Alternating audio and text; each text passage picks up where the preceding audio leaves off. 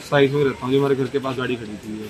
अच्छा गाड़ी में टावर लगे हुए थे जी। तो हम तभी पता लगा गाड़ी में क्या है, जाके देखा गाड़ी के अंदर।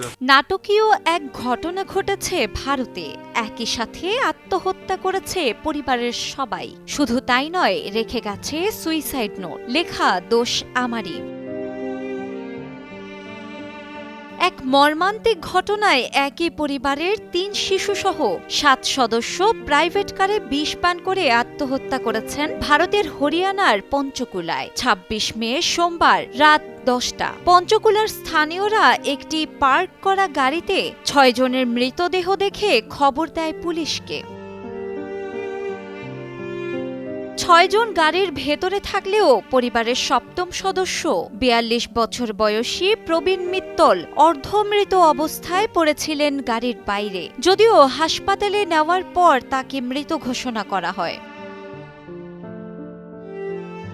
এ সময় মারা যান প্রবীণ মিত্তল, তার স্ত্রী, ৮ ও ১০ বছর বয়সী কন্যা, ৫ বছর বয়সী এক ছেলে এবং বৃদ্ধ বাবা মা। আত্মহত্যার কারণ হিসেবে প্রাথমিক তদন্তে জানা গেছে, বিশাল ঋণের বোঝাই এই চরম সিদ্ধান্তের পেছনে ঠেলে দিয়েছে পরিবারটিকে। পুলিশ ঘটনাস্থল থেকে ২ পৃষ্ঠার একটি সুইসাইড নোট উদ্ধার করেছে, যেখানে উল্লেখ করা হয়েছে ঋণ ও আর্থিক সংকটের কথা। আর এ কারণেই একসাথে আত্মহত্যা করে মারা গেছেন তারা। একটি বাড়ির বাইরে পার্ক করা গাড়িটি স্থানীয়দের মধ্যে সন্দেহের জন্ম দেয়। এ প্রসঙ্গে এক স্থানীয় বাসিন্দা জানান, গাড়ির ভেতরে উকি দিয়ে দেখি ৬ জন একে অপরের গায়ে বমি করে শুয়ে আছে। ভয়ানক গন্ধ বের হচ্ছিল। প্রবীণ বলল, আমরা সবাই বিষ খেয়েছি, আমি আর ৫ মিনিট বাঁচব।